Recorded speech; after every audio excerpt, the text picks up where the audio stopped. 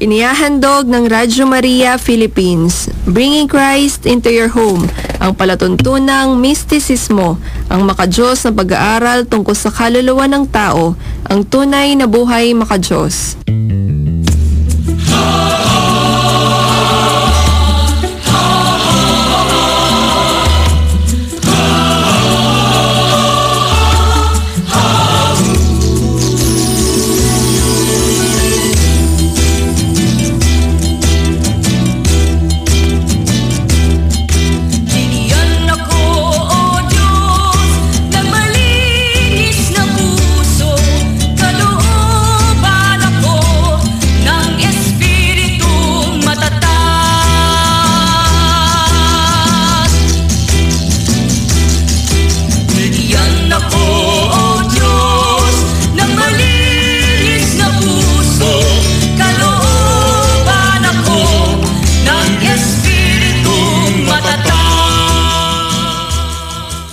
Mapayapang pakikinig po sa inyong lahat, mga minamahal naming taga-subaybay ng Radyo Maria na sumasayang papawid dito sa 99.7 FM Tarlac, 101.5 FM sa Cagayan, 102.1 FM sa Isabela at 95.9 FM sa Zambales.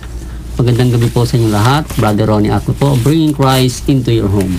Magandang gabi pong muli sa inyong lahat. Kami po si Sister Marjorie ng San Rafael. Mapagpalang gabi po sa inyong lahat. Brother Romy po, ABG ng Apong Mama Kalulus Shrine, Angeles City. Muli po, isang mabiyayang gabi sa inyong lahat, mga minamahal naming taga-subaybay ng himpilan ng ating mahal na ina. Ang Radyo Maria Philippines, Bringing Christ into Your Home. Linggo na naman po ng gabi at muli namin kayong inaanyayahan na kami po ay inyong samahan sa pagtuklas at pag-aaral sa mga positibo at negatibong saloobin ng tao na sumasalamin sa sarili ng bawat isa sa ating pang-araw-araw na buhay. Dito sa programang ang mistisismo ng ating pananampalatayang Kristiyano-Katoliko, ang tunay na buhay makadiyos. Hangad po ng programa natin ito na makapagdulot sa inyong mga tagapakinig ng Radyo Maria ng mga kaunawaan tungkol sa ating lakas at kahinaan sa harap ng ating dakilang lumikha. Ngunit bago po tayo tuluyang dumako sa ating mga paksa, kayo ay aming inaanyayahan sa pag-aalay ng isang panalangin. Sa ngalang Ama at ng Anak ng Diyos Espiritu Santo. Amen. Mahal naming Panginoon Hesukristo, kahit na di po kami gaanong karapat-dapat sa inyong harapan, kami po ay umaasa sa langit. Inilalagay po namin ang lahat naming pag-asa sa inyo. Umaasa po kami lagi sa inyong kabutihan, karunungan at pag-ibig. Tulungan niyo po kaming mapatunayan namin ang pag-asang ito sa pamamagitan ng tapat na pagsunod, pagtupat at pagganap sa inyong banal na kalooban sa lahat ng mangyayari sa amin. Naway mabigyan po namin kayo ng kasiyahan sa lahat ng aming mga gawain na walang kapalaluan, walang pagkayamot at kasakiman. Huwag nawa naming makalimutan na kayo pa rin ang may kapangyarihan at maghahari sa amin. Gawin niyo po kung ano ang nararapat para sa amin. Umaasa po kami sa inyo. Dalangin din po namin lagi ang mga sponsors, mga volunteers, mga staff at ang direktor at lahat ng tumatangkilik at nagkikinig dito sa Radyo Maria na patuloy ang pagbabasbas ng ating poong may kapal, na laging kasama ang Diyos, Anak, at ang banal na Espiritu Santo, magpasawalang hanggan. Amen.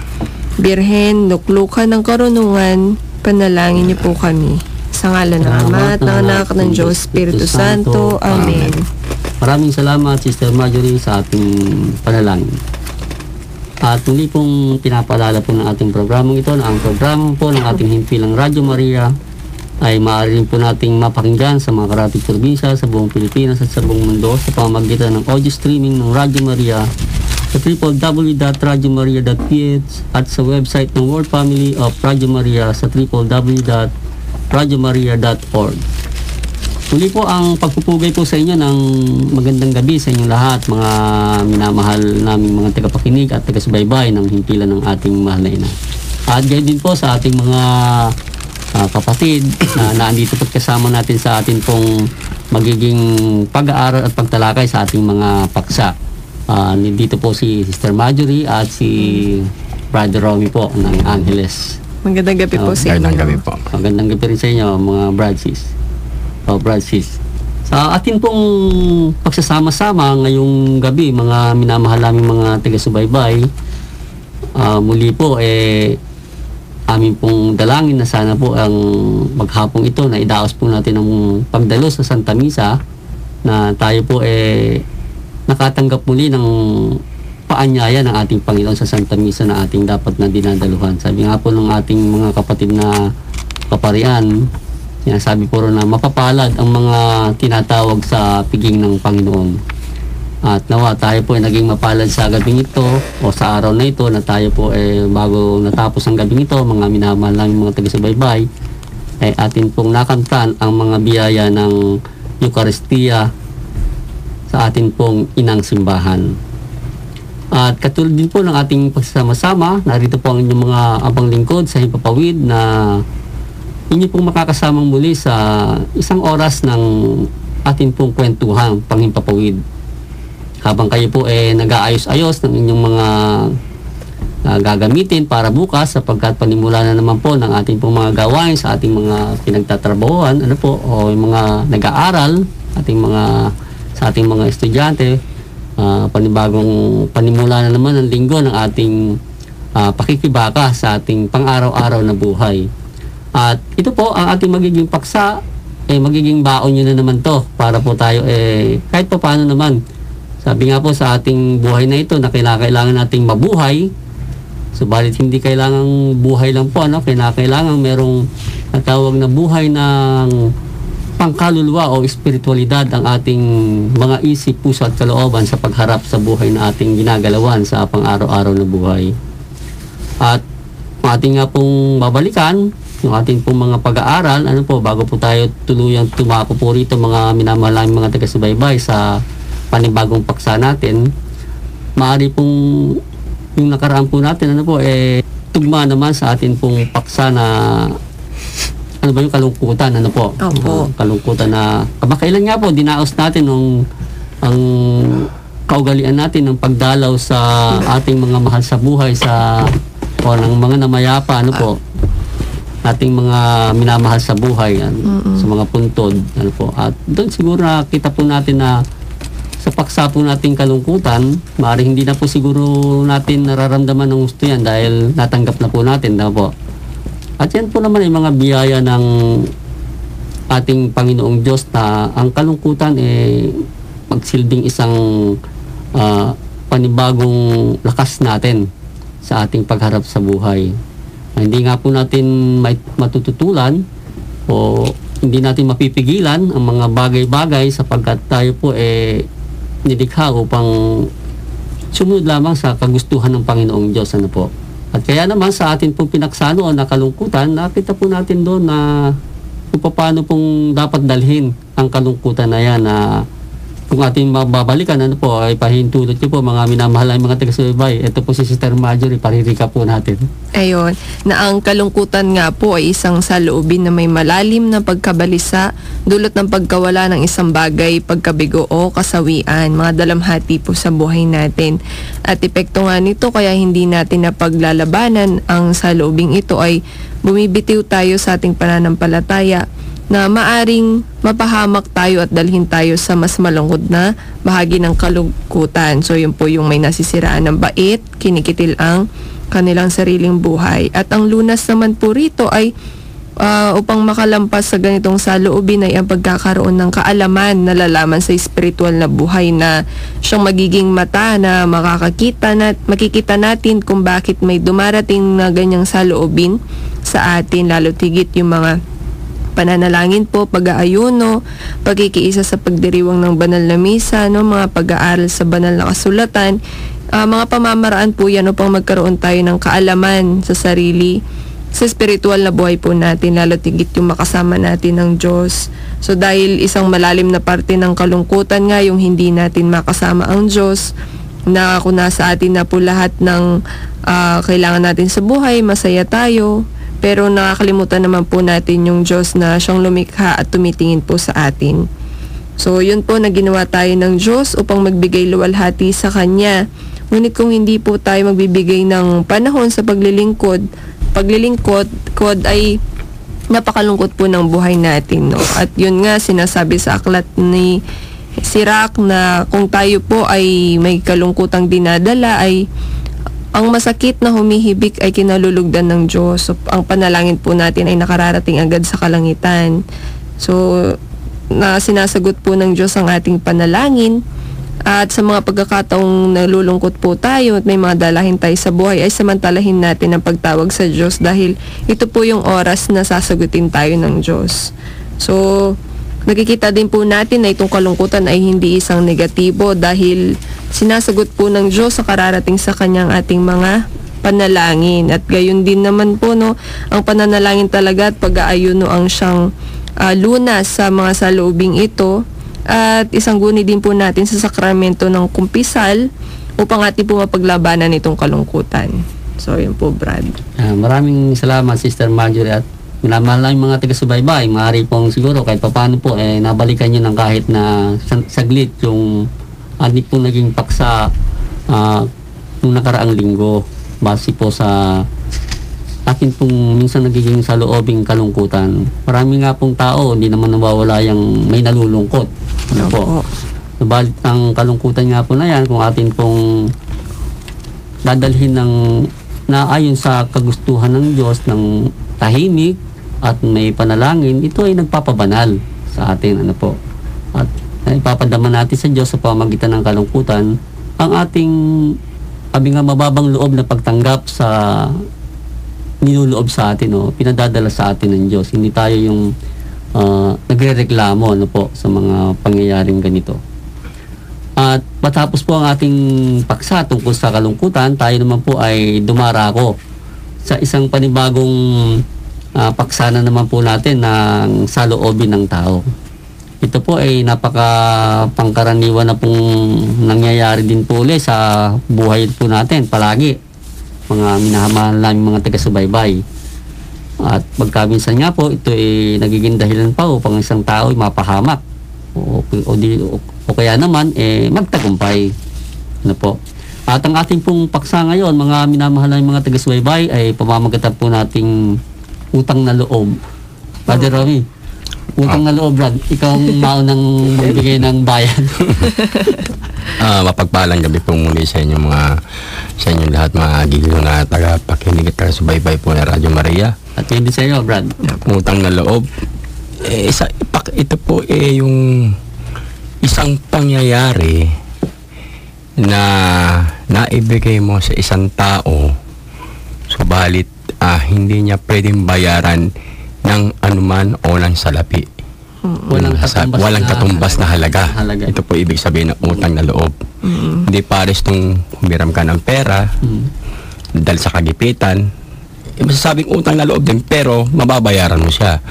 Pero yung sinasabi mong utang na loob na talagang nakapaloob sa pamumuhay po natin, yung pong ginawan mo ng isang tulong ang isang tao, subalit hindi niya naman ibabalik sa iyo ng walang katumbas na halaga o salapi para ito ay maibalik sa iyo. Subalit sapagkat ginawa mo yun sa kanya dahil yun tulong mo sa kanya nang hindi ka naghihintay ng anumang kapalit. Di po ba? Ngayon ganun po yan. Ano po yung kumbaga sa tinulong mo. Itinulong mo. Pero halimbawa kayo po, tinulungan nyo ako dahil sa sobrang kagipitan ko. Subalit yung tulong na ibinigay nyo sa akin, wala namang katumbas na halaga. Subalit sabi ko, Brad, habang buhay kong tatalawin na utang na loob sa iyo yan. Parang ganun siya. Di ba? Ganun po ba yung ganun yung ko po dun pagkaka-interpretasyon ko po dun sa utang na loob. Utang na loob. Opo. Yeah. Sa English nga ito yung O, ano? Opo. To need or to do, or give something to someone who has done something for you or given something to you.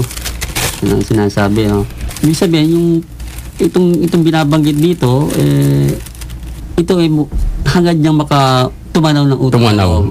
Sabi po, bawa sa isang tao na nagbigay ng kamay sa'yo, bawa nagbigay ng tulong sa'yo, diba? tinatanong mo yun na napakalaki, halos buong buhay mo na itanong mo sa kanya dahil sa tulong na naibigay niya sa'yo, kumbaga, naisalba ka niya kumbaga, isinalba ka niya sa isang sitwasyon na medyo nasa kagipitan o isang sitwasyon na medyo Kung wala yung tulong, parang hindi na po makakaahon. na malalim na tulong, parang ganun ba. Tapos darating ang panahon na tatanawin mo utang na loob sa kanya yun. Pero hindi dahil sa kaya mong bayaran Iba ng naman halaga. yung tulong na, pare tulungan kita, pautangin kita. Ay, iba yun. Kaya lang Iba tubo, utang. 10%. interest. Utang na, masasabi mo rin na ano, baba, Oh, dumating na nagkipit ka or something emergency na hospital or something na ano, tapos wala ka naman malapitan, tapos may isang pare, tulungan mo naman ako kaya. Tapos siyempre, isang pagtanaw na rin utang. Pero sabi nga, yung utang na loob na yun nababayaran naman. Pwede mo ibalik kahit anong araw, anong taon, yung may babalik mo pa rin siya sa halaga. Pero yung sasabi talang utang na loob na nanggagaling sa puso mo, yun yung hindi mo walang halaga na maibabalik para sa kanya. Dahil yung tao, kusa niyang binigay, ikaw naman, tinatanong mo yun sa kanya ng walang halaga. Kumbaga, minsan darating na, para lang makatanong ko sa kanya, pare, kunin kitang ninong ng inaanak ko, parang ganun na lang yun Di ba? Minsan, nagiging ganun yun sa mga pang-araw-araw na ano yun Parang biglang pagtanong mo sa, inaitulong siya, pare, kukunin kitang inaanak ng inak ko, parang ganun yan. Pero walang halaga siya. Si Sister Marjorie naman, ano po? Parang nangyari lang po sa akin kahapon yun, Brad Kasi may classmate ako nung high school. Biglang nag-message po sa akin na nangungumusta lang naman po. Nag-reply po ako ngayon. Tapos, biglang bungad niya po sa akin, humihingi ng tulong. Matagal lang may trabaho na po ako ngayon. Parang 10 taon na yung nakalipas na hindi po kami nagkausap. Biglang may bungad siyang kailangan niya ng ganitong halaga, ganito kalaking halaga. Nasabi ko po, wala akong ganong kalaking halaga na kung pwede ganito na lang. Sabi ko, kahit magkano lang daw po. Nabigyan naman po namin, nagkita po kami kahapon. Tapos pag uwi ko po sa bahay, nag-message ulit. Kunin kitang ninang sa anak ko. Ganun. Nakikita ko naman po kasi nasa kalagayan niya na nangangailangan po talaga siya. Na sinabi ko na lang na huwag ka nang mag-alala, sabi ko pong ganyan. Kahit hindi mo na ibalik yan, sabi ko, tulong ko na lang sa'yo. So yung sa part naman po na pagbibigay mo naman is nakakalugod din po sa sarili. So yun po. Kasi yung isang tao na handang tumanggap ng utang na loob, yan yung mga taong masasabi nating may kababaan ng loob, di ba? Kasi merong iba, ayaw magkaroon ng utang na loob. Pag minsan naman, dahil mataas yung kanyang pride, no? Kahit wala na, no? Pinapakita niyang siya mataas, no? Para wag siya magkautang na loob. So itong utang na loob na paksa natin na to, mga minamahal na mga taga-subaybay, medyo malalim po to at malawak, ano po. Atin po itong babaybayin, ano po. Bigyang daan po muna natin ng paalala ng ating himpilan.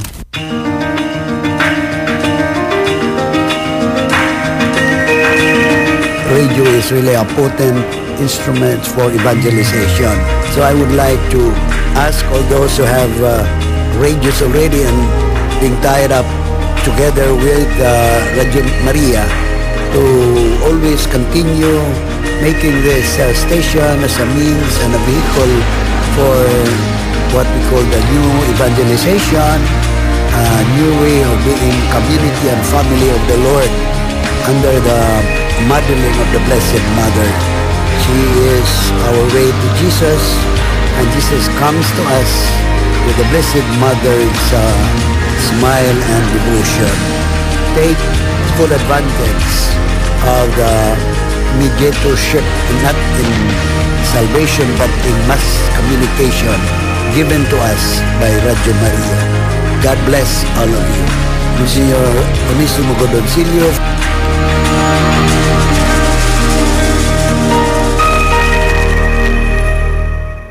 Nagbabalik po ang tunay na buhay mga Diyos at kayo patuloy pa rin nakikinig sa himpilan ng ating mahal na Radio Maria Philippines, bringing Christ into your home. Sa pagpapatuloy po ng ating paksa rito, po, sa utang na loob, paano po ba itong umiiral ano po sa atin pong pang-araw-araw na buhay? Sa ating minsan po kasi ano po, ito yung nagdudulot din naman ng negatibong epekto ano po, yung utang na loob. Ano po ba? Ito po yan. Hindi nga natin, sabi nga paano natin i-entertain na maayos tong utang na loob na to na nagiging saloobin po ng bawat isa sa atin. Siguro naman po sa atin pong mga nakikinig, ano po, sa atin pong lahat, wala naman po siguro tao na hindi nagkaroon ng utang na loob. Lahat po meron tayo, ano po. Simulan po natin sa pamilya natin, ano po. Ano po? O yung tayo nakapagtapos ng pag-aaral, tayo nabuhay sa mundo, ano po. O tayo lumaki, ano po. Ang utang na loob na yan, saan ba natin tinatanaw yan? Pamilya. Sa ating mga magulang, ano po. Sa mga estudyante, halimbawa, ano po, na mga nagsisipag-aral ngayon, nakasalukuyang mga nag-aaral, ano man yung kanilang marating sa buhay, ano man ang sabi nga magtagumpay man sila, ano po, kung ano man po yung pinakaangat na mangyari sa buhay nila, ano po, meron silang tinataglay ng utang na loob, ni po ba, Brother Romy, na sa kailang mga magulang na kahit na ano pang gawin nila, hindi mababayaran ng... yung pong ginawa nilang pagkapang para sila makapagtapos ng pag-aaral, maitaguyod sila sa kanilang kinabukasan. Kumbaga, utang na loob ng anak yun sa kanyang mga magulang, di po ba? Pero hindi niya naman nanganguluan na kailangan mong bayaran yun. Kundi dapat tumbasan mo rin naman ng hindi walang halaga, kundi yung pagpupursige mo na maipakita sa mga magulang mo na talagang desidido ka makapagtapos ng pag-aaral at lumagay sa magandang kinabukasan din, dahil para din naman sa kanila yung ginagawa ng magulang nila, di po ba? Karaniwan kasi may mga anak na hindi nakikita yung ganong... yung mga ganong mga aspeto ng magulang. Minsan, yung managigintay nila, parang baliwala lang. Baliwala ko. Pero hindi nila alam minsan ang magulang nag-iisip saan ko ba kukunin yung pangmatrikula ng anak ko, ganito.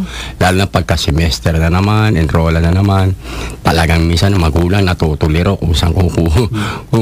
Pero minsan yung... Kung saan mangungutang. Sa mangungutang. Ultimo sa Bombay, kumakapit na sa 5-6. Kaya pati yung magulang, hindi ko pakaan na doon, hindi sa utang na loob. Kaya ito, mga utang na loob natin.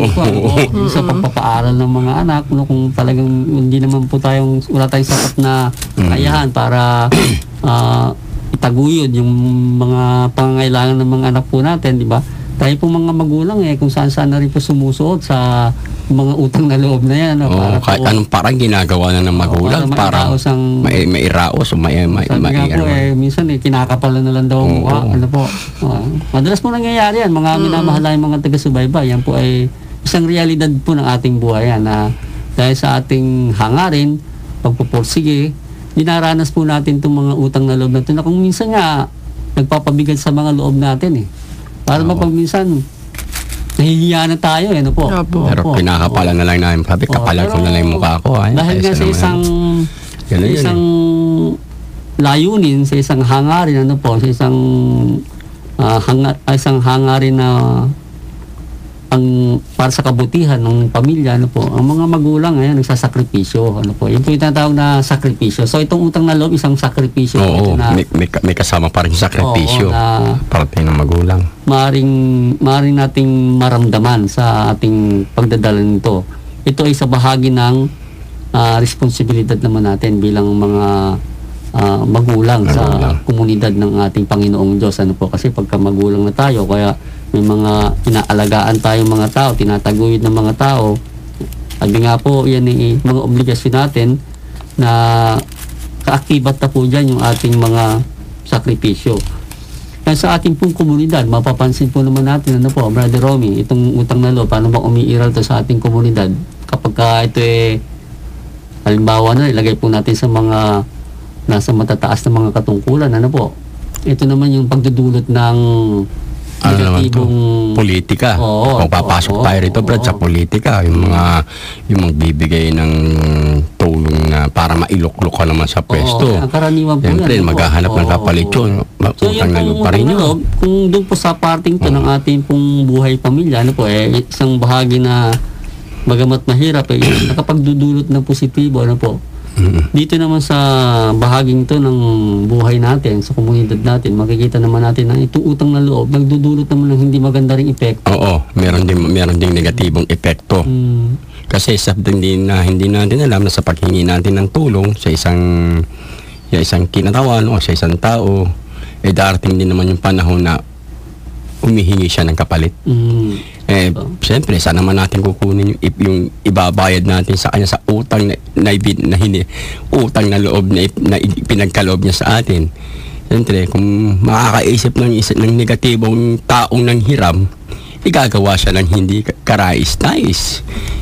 Para maibalik niya yun. Kaya ito ginagamit din ng mga tao mapagsamantala. Oo, kaya ngayon, napipilitan yung tao na gumawa ng hindi karapat-dapat para lang maibalik yung ibinigay sa kanya na doon sa pinagkautangan niya naman ng loob. Pero sa negatibong pamamaraan na siya. At ito nagdudulot ng sa pagiging negatibo niya, kadalasan yung katotohanan nagiging kasinungalingan. At yung tuwid, nababaluktot. Opo. Dahil sa utang na loob. Utang na loob. Talagang nangyayari po talaga yan. Kahit na-obserbahan talaga po natin yan sa pang-araw-araw natin na pamumuhay sa komunidad. Hindi po ba? Kaya po pinag-uusapan po natin ito, tinatalakay po natin to kahit na sa maikling oras lang po, mga minamahalan ng mga taga-subaybay, para ito po ating halukayin. Atin pong saloobin po sa loob po ng ating isip, puso at kalooban. Madalas po kasi itong mga utang na loob na to, mag-isa na lang po nating napapasan po. Kaya ito po yung mga kapatid sa Himpapawid na sa bahaging to, sabi nga po kung saan man kayo naroon, sa bigat man po ng mga utang na loob na maaaring sa mga nakikinig sa mga sumantaling ito, meron din naman silang mga pinagkakautangan din ng loob. Pero hindi na sila kundi mga ninuno pa nila. Kasi may mga pangyayari, Brad, na yung utang na loob na ito minamana pa nung mga anak doon sa mga ninuno pa nila. Kasi sabi na, yung tatay mo ganyan, pililigtas ko yan may utang na loob yung tatay mo sa akin, kaya kailangan pagbayaran mo. Anak na yung sinasabihan noon. Pero hindi siya nagkaroon ng utang na loob, kundi yung tatay niya pa. Ganun yun Parang lalagay natin sa takbo ng pambansang kalagayan natin. Ganun siya. Para sa yung administrasyon, yung mga nakaraan, di ba? Parang pinagbabayaran po yung mga doon Parang ganun siya. Pero which is hindi naman dapat, kasi hindi naman kailangan mag-suffer yung anak doon sa inutang pa ng kanyang ninuno o something lola o lolo, ganun pa. Kasi nga, sabi nga, yung utang na loob, hindi naman ito pera-pera na pinag-uusapan dito. Diba? Pero kayang pakibusin. Pero iba, pinagsiservisyoan pa ito, Brad, yung utang na loob. Pinagsiservisyo, pinaglilingkod pa nila sa isang tao, ganyan. Kahit na hirap na talagang ipinaglilingkod pa nila dahil sa malaking utang na loob ng pamilya doon sa taong nakaaangat na pinagkautangan niya naman ng loob. Kaya nangyayari dito po sa utang na loob na ito, mga minamahal ng mga taga-subaybay, spiritually ang tao nagkakaroon ng tali sa liig, parang siyang nagiging alipin. Yun, parang ganun. Inaalipin, kaya po tayong alipinin ng utang na loob, na kahit na ayaw natin na hindi na gusto na nating kumawala, dahil po sa iniisip po natin yan, yung utang na loob na yan, hindi po natin magawa. So, ang tanong ho natin dapat po bang ganun na lang mangyari sa atin? Oo, dapat ba? Hindi naman po yata. Mangyari sa buhay natin. Ating Panginoon dumating upang palayain ng mga bilanggo. Tayo po ay mga Kristiyano,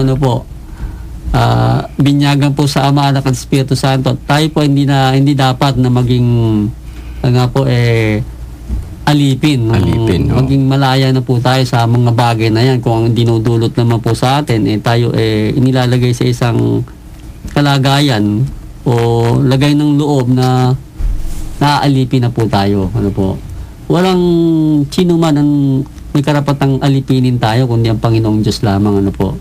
Ang ating Panginoong Jesucristo. Sabi nga po Siya lang may karapatan sa atin na tayo sumunod sa kanya ng mo isang alipin. Pero sa kalagayan po ng utang na loob sa kapwa natin tao, kung binibigay naman po natin, ang hinihingi na sa atin ay buong buhay natin at sa likong daan pa tayo mapupunta, siguro naman meron po tayong pagkakataon o karapatan na ito putulin, ano po, talaga ng ating mga sarili sa ganyang klase ng pagkakatali ng utang na loob.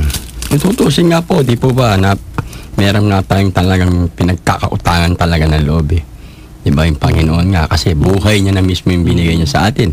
Di ba napakalaking yun kumbaga utang na loob natin sa Kanya. Paano tayo makapagbabayad ng utang na loob natin sa Kanya?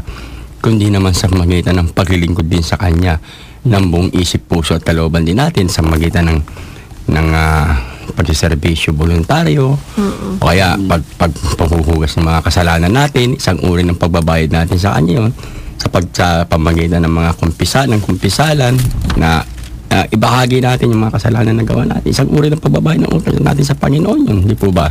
Kaya kung ating nga pong babalikan yung mga nakaraang mga pangyayari, tayo naman po siguro hindi iba sa atin, ano po, may mga television na po ngayon, mga dyaryo, ano po, na maging ang katarungan, ano po, ay nababali ng utang na loob, ano po. Maging sa atin pong pinakamataas na estado ng ating pamahalaan, nangyayari, nagkakaroon po ng mga ganitong uri ng mga katiwalian dahil po sa mga utang na loob. Utang na loob. Mantakin niyo po itong nagagawa ng utang na loob, ano po, sa atin pong lipunan, mga minamahal tayong mga taga-subaybay. Ano po. At maging sa atin po, sa ating pansariling buhay, sa maliit na bagay nga lang po, kung hindi natin kayang dalhin po ito, i-manage itong ganitong uri ng saloobin, maaaring tayo po ay magamit din po ng negatibong epekto nito sa ating pang-araw-araw sa sistema natin at maaaring ikalubok pa natin sa kumunoy kasi kung malalim na yung pagkakautang na loob mo sa Kanya, talagang gagawa ka na ng hindi karapat dapat. Uutusan ka na ng sa ayaw mo. Hanggang sa ayaw mo, talagang gagawin mo para makapagbayad ka lang ng utang na loob sa Kanya. Mga mapagsamantala, para kung ikaw ay nabaon sa utang na loob sa Kanya, tuturuan ka niya magsinungaling, tuturuan ka lahat na ng negatibong sasabi nating magagawa ng isang tao sa buhay niya. Tuturo niya na para lang mapasunod niya yung tao dahil sa laki ng utang na loob niya sa Kanya. Kaya kung yung tao naman walang katatagan sa sarili niya at wala siyang malinaw na pag-iisip at at kung may takot sa Diyos, hindi siya susunod doon sa ipagagawa rin naman ng kahit ng palaki pa yung utang na loob niya sa isang tao. Kung meron siyang takot sa Diyos, siyempre hindi niya pa rin gagawin niya at kung may katatagan siya sa sarili niya.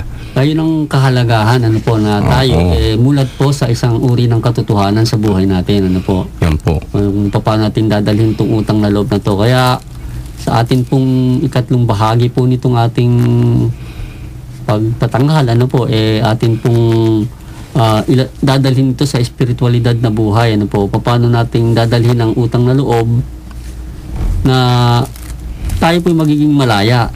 Kasi po, minsan po kasi naisip lang po natin yung sarili natin na tayo lang yung may ganun sa buhay natin di po ba? Okay. Kaya minsan dala-dala natin ang sarili natin nakahihiyan para bang tingnan natin tayo lang yung merong ganun. Huwag po tayong lumagay sa ganung estado ng ating pag-iisip, mga minamahal yung mga taga-subaybay, ano po, lalo na po yung mga nakakaranas po nito, ano po, sa mga sandaling ito. Kung mayroon pong mga kapatid po natin na nakikinig po sa atin, sumusubaybay din sa programang ito, ano po. Sabi nga po, mga nakikinig sa atin, Brother Romy, hindi lang naman dito sa Pilipinas, maging sa sa ibang bansa, yung mga nalulungkot dyan. Siguro mga nasa ibang bansa, kaya naandoon, merong utang na loob na dapat magbayaran. Oo, dami siguro. Sigurado, Brad. Literal, sa pera, di ba? Na bago ka makarating doon, sasakripisyo ka ng pangungutang ng pera, no? Para makarating ka doon.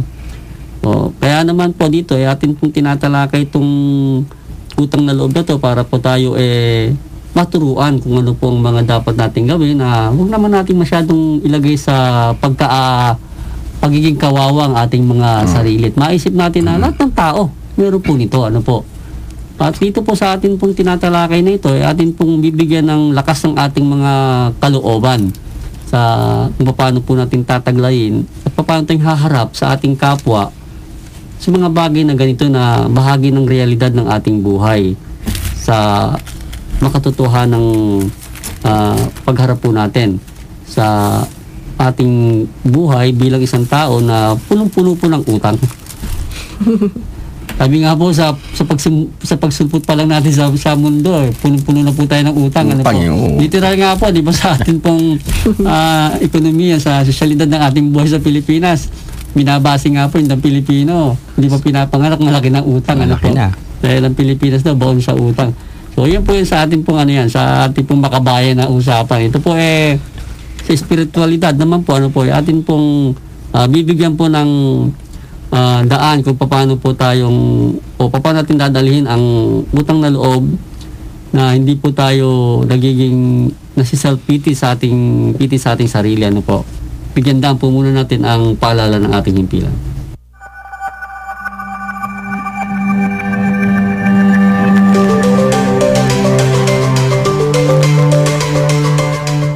Kayo po ay inaanyayahan naming makiisa sa pagmimisyon ng Radio Maria.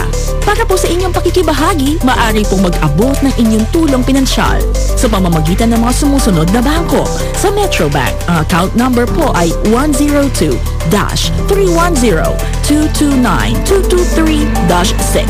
At sa Bangko de Oro, ang account number naman ay 370-000-2437. At sa Metrobank Dollar Account, ang account number po ay 102-210-200-660-1. Welcome to Radio Maria Family.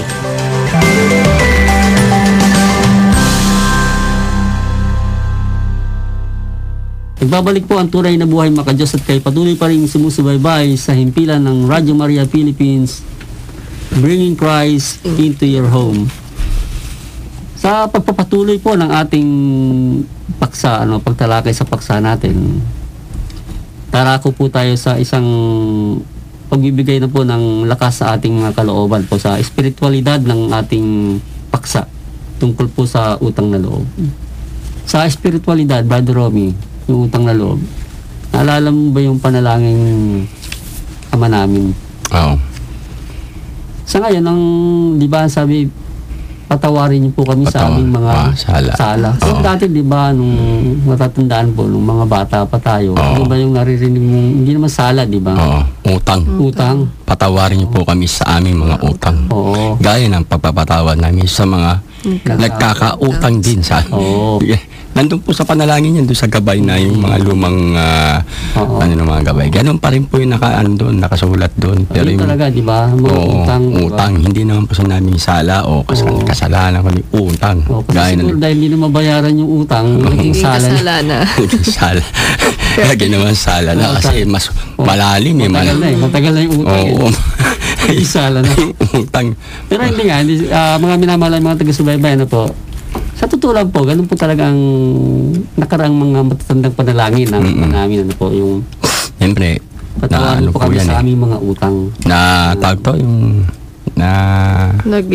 kumbaga high-end kumbaga sa isang nare-revise kumbaga ina-update nila. Binabase na rin nila sa panahon. Opo. Para sabi nga po madaling maintindihan. Madaling kasi pag utang talaga malalim pakahulugan yan pag sinabi mo utang. Pag nagkakapatawaran niyo po sa mga utang, nagkakatinginan sila. Ano ba utang? Pwedeng literal na utang. Paano na lang? Bakit marami nga ako utang? Kasi nadidistract eh. Pag sala, siyempre sinabi mong kasala, alam mo yung sala. Medyo diretso lang ang dating purong spiritual lang ang dating. Sinabi mong utang kasi malawa ka na sasakupan ng salitang utang. Kung nandun ba yung pinagkakautangan mo? Kaya lang pagpapatawad namin sa uy, patatawarin niya pala ako sa mga utang ko, sabihin niya. Hindi ko na babayaran talaga. Hindi ko na siya babayaran. So yun po yan, yung medyo masaya lang po usapan, mga taga-subaybay. Pero kasi talaga sa panalangin natin na Ama namin, patawarin po kami sa mga utang. O ilagay po natin sa makatotohanan ng kahulugan. Bakit po utang kaya yung nakaraan, yung sinasabi? sa inyo, Brother Romy, bakit utang makayang nabanggit doon? Yan kasi po, tinuro ng ating may spiritual din po kasi ang kahulugan ng utang eh. Opo. Di po ba?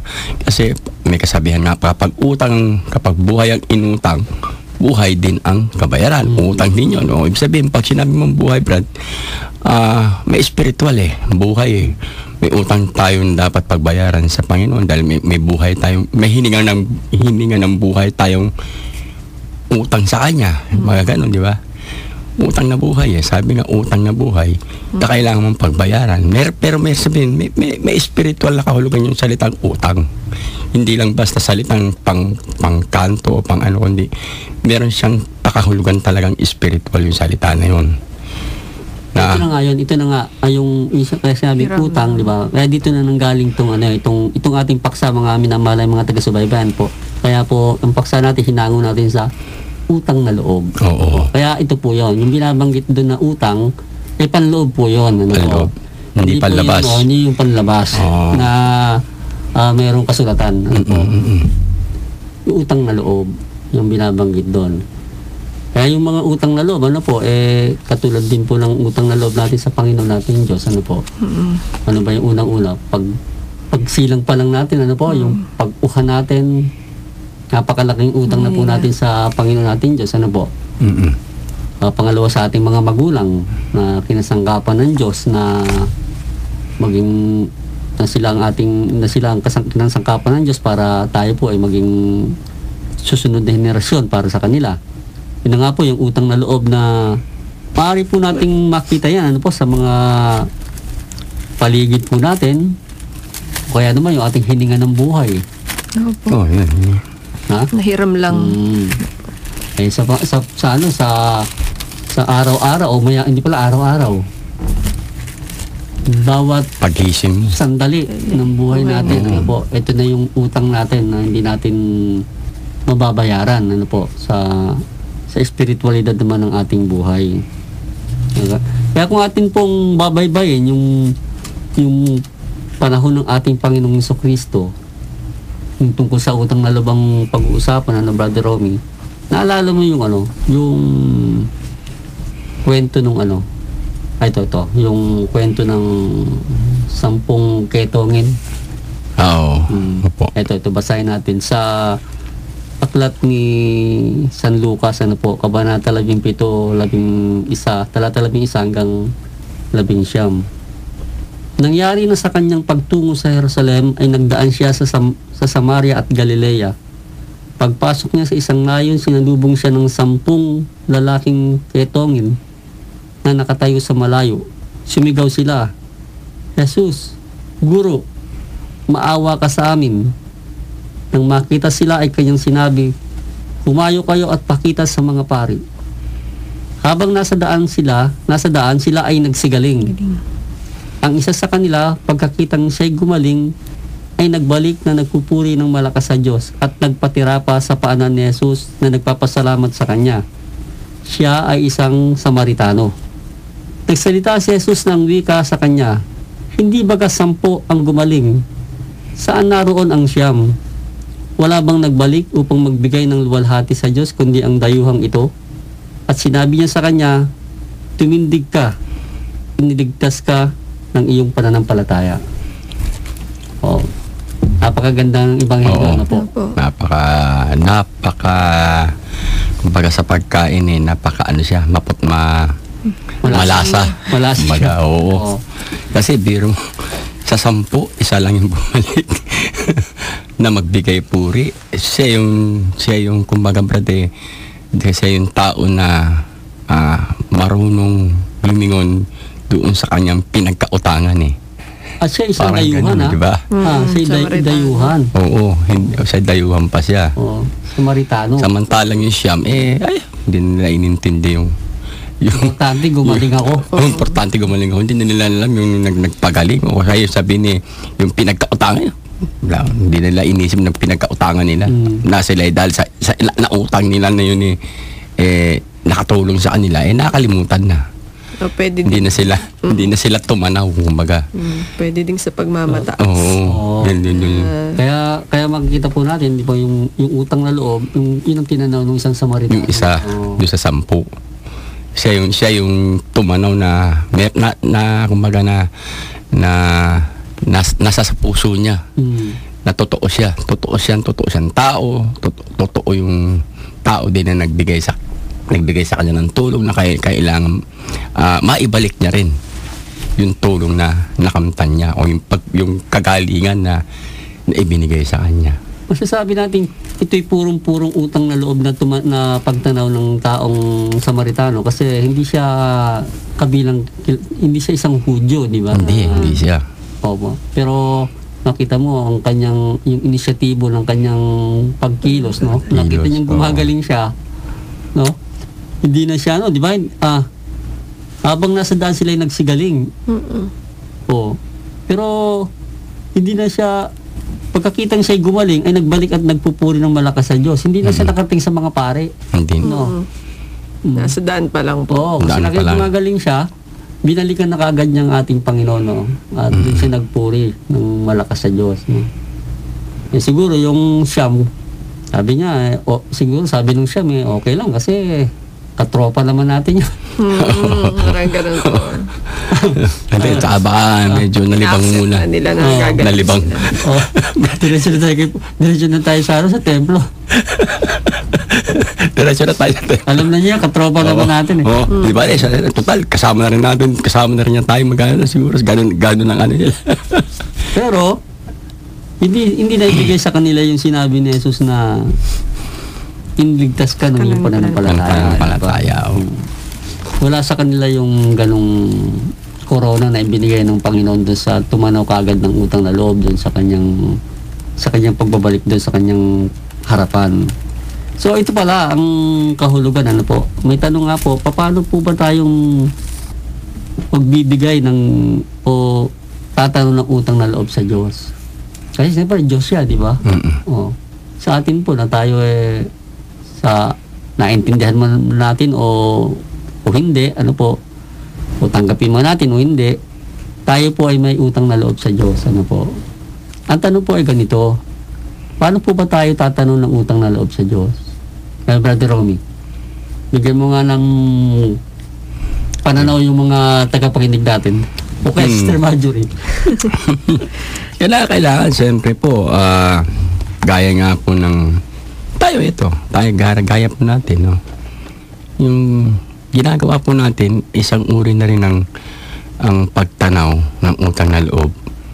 Kumbaga, nagsiservisyo tayo nang walang kapalit na halaga. Serbisyo sa tao para sa Panginoon.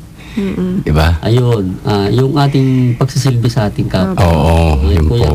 yung ating pinaka sabi nga po layunin na kung bakit kailangan natin tumanaw ng utang na loob sa Diyos ay pagsilbihan ng ating kapwa. Kapwa.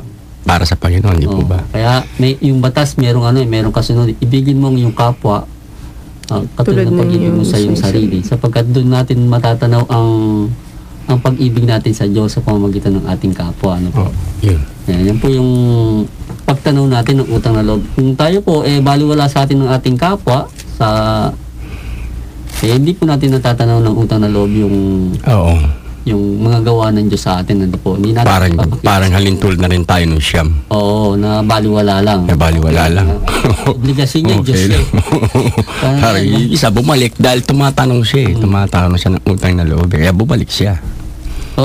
May mga ano po ba ang ating mga kapatid na Sister Marjorie, mga share na tungkol sa paksa natin, baka makalimutan natin yung mga share nila. Apo, yung kay Brother Jimmy po, ang utang na loob ay ang obligasyon na nararamdaman ng isang tao na muling bayaran ng isang taong gumawa ng pabor para sa kanya.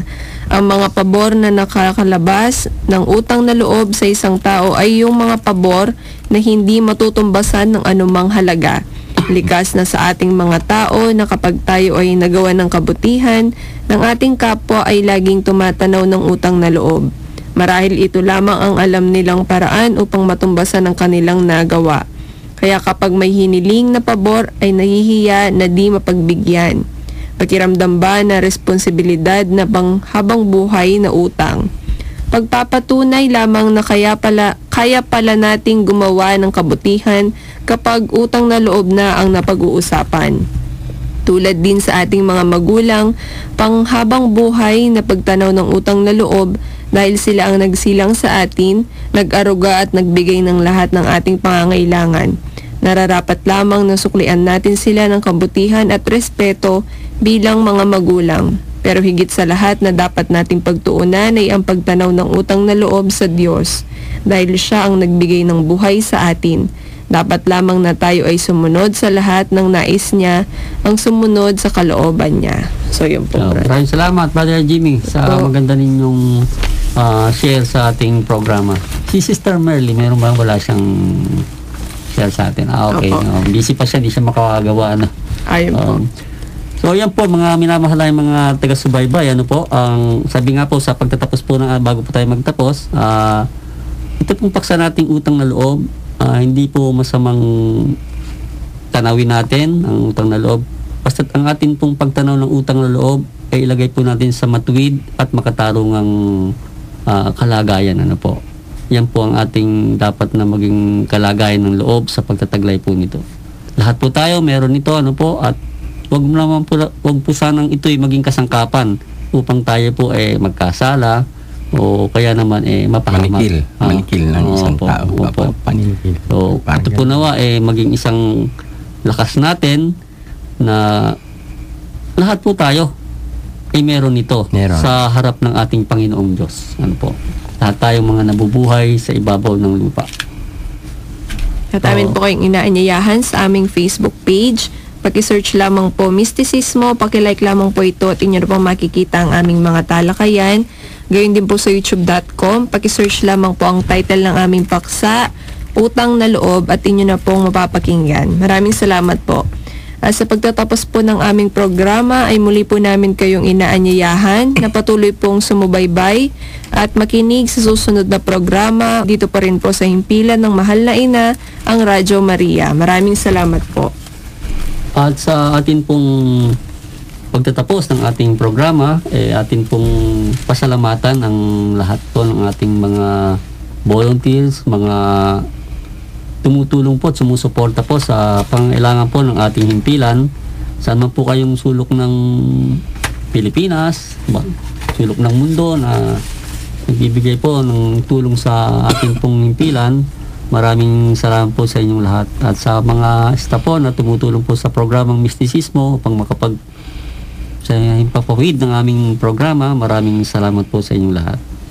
Ito po ang programang Mistisismo, ang tunay na buhay maka-Diyos. Pansamantalang nagpapaalam at nagpapasalamat sa inyong pakikinig. Ito po sa himpilan ng ating Mahal na Ina, ang Radyo Maria Philippines, bringing Christ into your home. Sumayin po lahat ang kapayapaan. At sumayin niyo rin.